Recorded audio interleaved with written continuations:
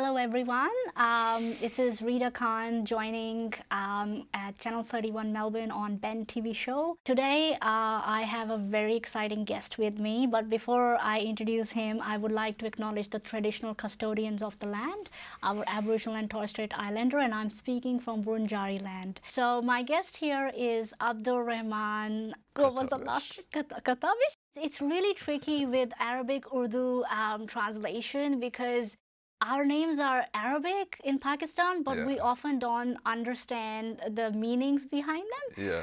I remember one time when my parents went to Iraq and they kept saying, my mom's name is Kakab Khan, and they kept saying Kakab Khan bin what?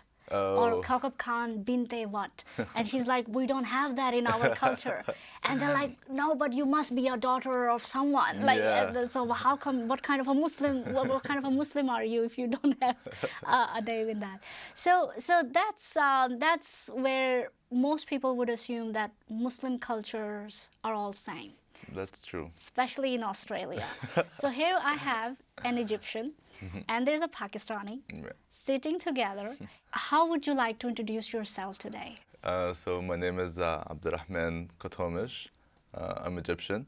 So obviously Abdurahman is very hard to be said. It's a long name. Even like in Egypt, in Arabic, it's a long name. So people call me Budi. It's so funny when I get to introduce myself. Always when I'm like meeting new people, it's always so hard because when I say Abdurahman, it's hard for them, and when I say Budi, also. They like hear it as booty, and then they keep like, oh, shake your booty. Oh and then no, oh no. Oh, they so did I'm not. like, oh my God, if someone asks me what's my name, I'm like, oh no, I don't want to start with that. I don't know what to say today. But yeah, sometimes it's funny, sometimes like, oh, I'm not ready for it at all. But yeah, and depends on the person. If he's nice, I'm gonna tell him booty. If like, let's have some fun, I'm gonna say Abdurahman. I'm gonna tell me how you're going to say it now. That's it. Yeah, and that is I think that's a common experience of many migrants and refugees in Australia, where you have your name and then it's mispronounced or misunderstood, and often at Gloria Jean's Coffee or Starbucks, they get something completely different and they start calling you and you're like, who are they calling? And then eventually they're actually calling you. Speaking about the same migration experiences, what brought you to Australia? Like, and when did you come here? I came around July 2019. So I came to do my master's in marketing. Started in actually the end of June, beginning of July. Obviously, I'm a gay queer man. So it's like, I don't want to be like very dramatic about it, but living or being gay in a Middle Eastern country, or like I'll just say, I've talked about my experience in Egypt. It's not impossible, but it's very hard. There's lots of things that you have to be discreet, you have to be underground. So, like, I am gay, like, their applications are working there, Grindr and Scruff, you can hook up with men. Like, I have lots of gay friends. Most of my friends and family know about me, they're okay with it. But the bigger society and the rest of the community find it very hard to accept my lifestyle, my way of dressing, my way of talking. I was talking with someone really recently, and here in Australia, I would be seen as a very heteronormative man by the way I look. Yeah, so you will be seen as a very heteronormative man. I'm not really feminine, but because I'm compared here, but in a very, very hyper-masculine community like Egypt and Middle Eastern, they can easily see the feminine side of me. So it's very funny that everyone in Egypt can see the feminine side of me very obviously, but here, because I guess people are more lenient and more accepting, they only see the masculine side. So it's very interesting that you mentioned this. One of the things that I often do a cross comparison of is the desert cultures that we come from, Egypt or Pakistan or particularly Balochistan. These cultures, these tribes, they come from a very rough background, and men had to be the protectors of the tribe, and they were always fighting, and in the heat they were doing this really hard work, and women of these communities were the nurturers and the carers, and they would look after the elderly, the children. They would provide like all these different services, and in that kind of, when you look at the tribal context of different tribes in Pakistan or Iran or Egypt or Middle East, that's when you start seeing that our gender scripts are very consolidated. And over the years, as we move to 2021, what we often see is we are no longer living in a very tribalized system.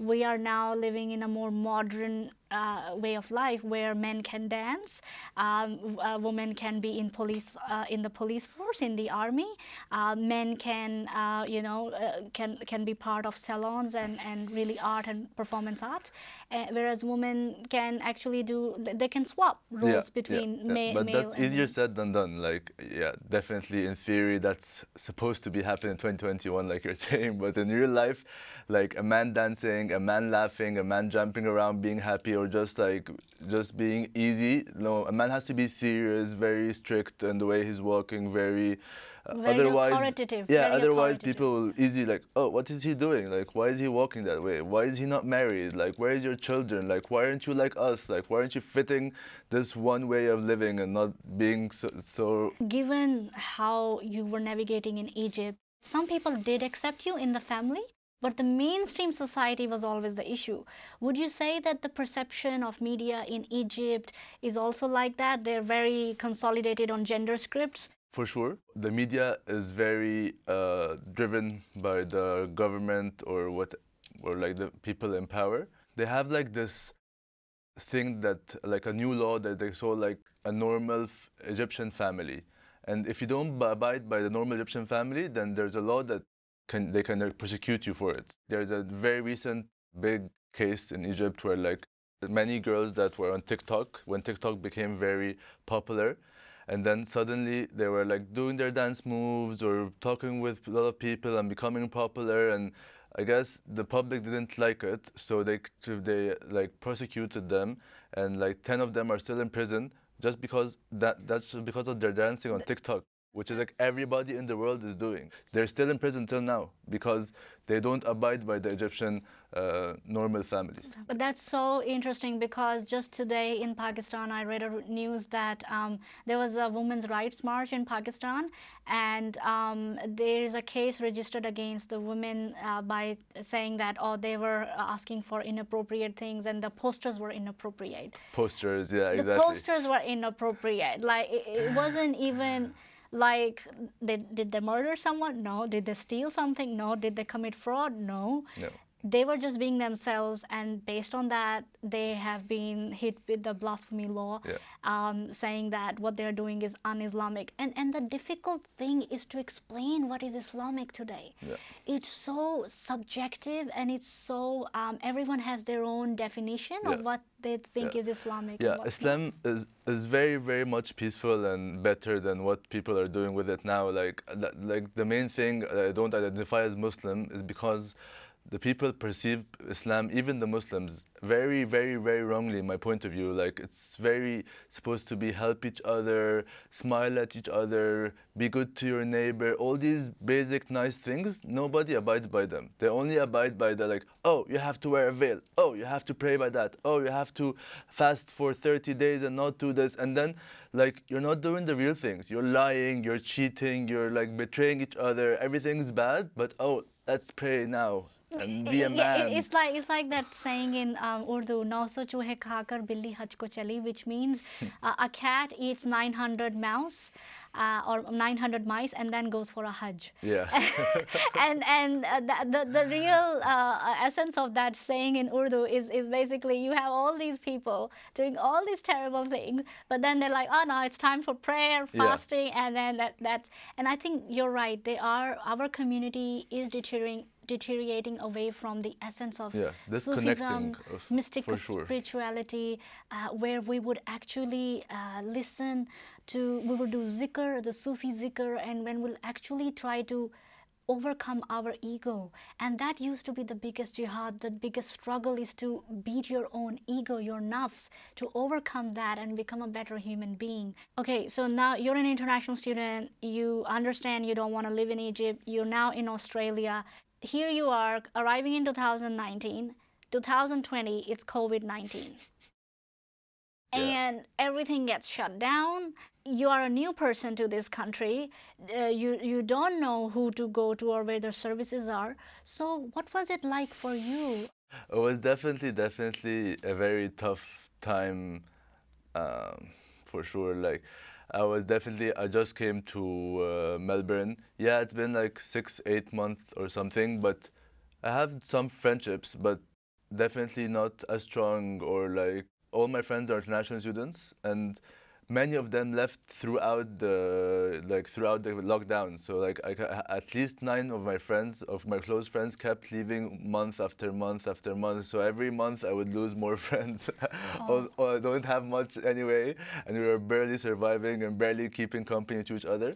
I guess it's like there are many aspects to it. So basically, I'm alone somewhere 11,000 kilometers away from my family and my friends, and all my life I've been left by them.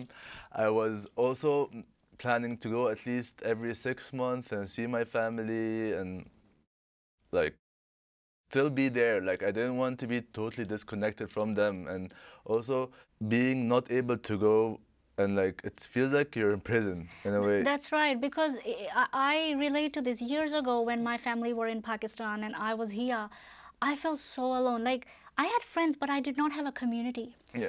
And that's what people a lot of the times don't get about multicultural Australians, and particularly queer people of color from LGBT backgrounds.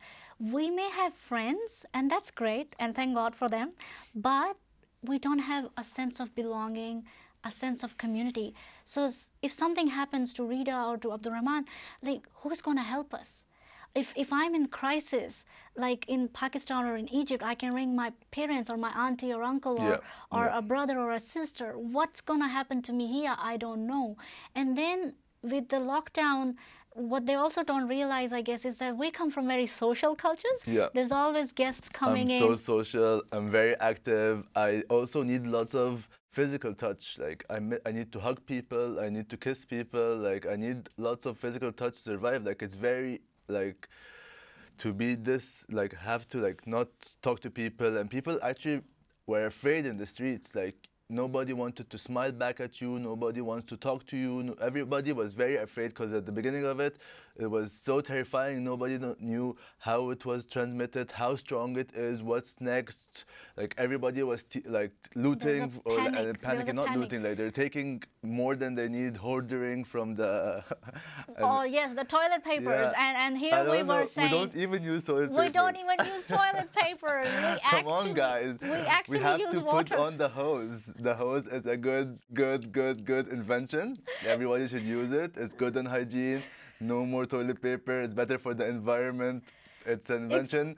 The Western need to get on with it, because I really need to use it everywhere. That's correct, and that was the same issue that was the biggest topic of discussion in our house. Like, why are they going crazy over toilet paper? We use water in the toilet. So Yeah, you what's need to the clean big- with the water. You don't need to use a tissue. Otherwise, it's not clean. So It's so messy. I don't know what's happening. that's fantastic. That's great advice for a more progressive, multicultural Australia. But on the other hand, I absolutely understand this. Like, we come from very social cultures. Guests are always coming in, going. People would come over for tea, or in Egypt, coffee. There will be shisha lounge. We'll just be, sitting together and just. Big families. Like, I'm used to have like at least 30 people in my house every like Friday, and like family day. We have lunch together, and like lots of cousins, lots of uncles. Like, suddenly being all by myself in a house, nobody to talk to, no one to see. And like, also winter, the sun goes down by 5 p.m. So by 5 p.m. it's dark, nothing to do. There's a curfew at 8 p.m. All the things are closed. I was going crazy. I was so lonely, like, needed just a hug, basically. Just someone come and give me a hug, please.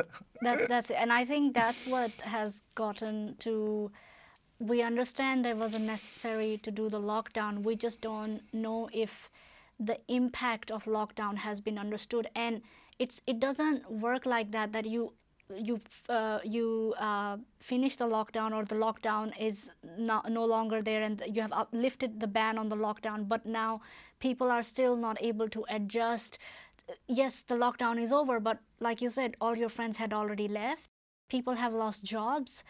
People have lost connection, that consistency of catching up and planning and regularly doing things together. Ramadan is just around the corner, starting on 14th of April, I believe. Yeah. Depending on the moon sighting, of course, in our community. Happy Ramadan. Thank you. And hopefully this time we'll have Eid on the same day. Otherwise, it's always on 3 different days in Melbourne. And these are the things, like you said, our community is more busy working on things that for us aren't issues. For us, issues are more around internships, volunteering opportunities, giving employment opportunities, career guidance, helping people buying a house, getting a car, moving, shifting furniture and accommodation. That's one of the biggest issues that people experience during COVID-19, particularly queer people of color. If somebody realizes, if you're in a shared house situation and somebody realizes that you're a queer, but then they also realize if you're a Muslim, they might ask you to leave and not give you a reason.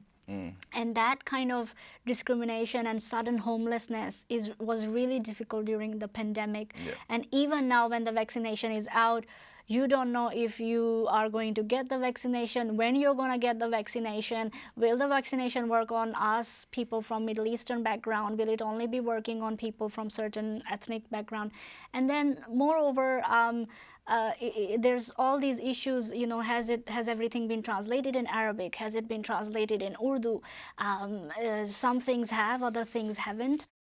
I remember you telling me that you were volunteering a lot, and Yeah. you've been doing a lot of volunteer. That's sadaqah in many ways. It's charity Yeah, work in a lot of exactly. I ways. guess, yeah, I was like in Egypt, and during Ramadan, like we mentioned, actually, I was always being part of the volunteering to pack food for the poor people and distribute them, and like all these charity work that we do during Eid. So I generally like volunteering, but also I wanted to be part of a community. I wanted to be connected more with the LGBT community and the queer community here in Melbourne. So I volunteered with Thorne Harbour. Yeah, Thorne Harbour Health. Yes, That is a great exactly. organization that helps LGBT people of Yeah, it used to be color. called Victoria AIDS Council, but then they changed it to Thorne Harbour now. And I do a lot of volunteering with them in many different parts of the nation. And I guess this helped me a lot to stay connected to people, because we did some like meetings via Zoom, and getting to know like queer people and getting to know lots of info about the queer life here in Melbourne. And this helped a lot, because as I told you, like it was hard being gay in Egypt, and I decided to move to Melbourne to kind of have a future and stay gay and out like I am. Like I couldn't hide my queerness anymore, and I needed, and also not being able to look forward and having a goal for my gayness. Like I still want to have a family, I still want to have kids, I want to marry a man if that's possible. Even if I don't do it, it's okay. I just need the eligibility to do it. So I can do it, but I'll choose not to do it or not. But not being able to do it at all and not seeing a future for myself is very hard. You didn't just sulked at home and stayed in bed and just kept getting depressed. You actually went out in the community and decided to help people and decided to volunteer. I have been doing volunteering for such a long time, and I always encourage that in Australia, if you really feel you want to make, not just like, you can't just bond with people over digitally all the time. Sometimes you need that face-to-face interaction, and in order to do that, doing that through volunteering is a great way. Another thing that I also suggest is that I know that some of the university clubs did shut down during this pandemic, which was also another way for international students, and particularly queer people of color who were international students, to make friends at universities. And then universities got shut down, therefore the university clubs got shut down. I was part of many clubs in the university, and I started as in semester one. That was the only one I did face to face, and then the other semesters were all online. Also, the university wasn't ready at all. The courses weren't ready. Everyone was panicking. And so that's why then nobody had time for clubs. But also I was still part of a club, and I tried to communicate with people, but people were also afraid. It was hard to just, oh, I'll be on a club and talk with people. People were afraid. They didn't know what to do. Some were leaving back home. Some were barely surviving. It's not like easy for everyone. Although there were some programs to help people, but not everyone could actually be able to give some time to other person if you just don't know them. Oh, like you said, it's nice to physically meet people, but we stayed 8 months only doing stuff online and through Zoom. Like, people often don't realize that Australia was kind of going through bushfires, then pandemic, and now floods in New South Wales. We have one disaster after another, yeah, and this is another solution that I want to really point out. We need and we must train our multicultural communities, including queer, people of color, indigenous people of color in this country, for disaster management. We need to prepare our communities for disaster management. We need to give our communities and individuals that are arriving from overseas skills to cope with disasters. One of the things that we are lacking behind in our community is certainly that whenever there's a crisis, that's when we act. No, you're supposed to prepare. Yeah. So when crisis happens, the whole world wasn't ready, to be honest. they were not ready, and this is a very unfortunate thing, because Australia has resources. We can plan. We have the competency, the ability. We can translate messages for flood warning in New South Wales right now in Arabic, in Urdu, in Farsi, Yeah. in Greece, in Greek, and German, and whatnot. But the point is that we have people who need jobs in this country, and we don't employ them. And then when something big happens, like the crisis, whether it's bushfire, flood, or COVID-19, then all of a sudden we're like, oh, hey guys, we're looking for volunteers. No, why volunteering? Like, these people could have been on paid positions Yes. this entire time, and now when we have disaster, you're asking them to volunteer. That's not fair. Yeah. Also, like, I want to mention, as an international student, we were the only people that couldn't receive anything of any kind, like no Centrelink, no money for like for the rent. Everyone was expecting us to support ourselves by ourselves, and nothing at all. Like, then after a while, the university started handing out some help, but that was like very late. And it was very late, and that's the thing. My mom always says this, that a help should come at the appropriate time. Otherwise, it's not helpful at all. Yeah. Because once the crisis has passed and you have already received help from your friends or family members or colleagues, then what's the point? Yeah, No. exactly. And even so, right now, I guess your situation would be, even if you wanted to go back to Egypt to see your family, you can't, because there's no planes going to. It's a very hard decision. Like, I miss my family. I love my family and my friends over there, but I don't want to live in Egypt. It's not.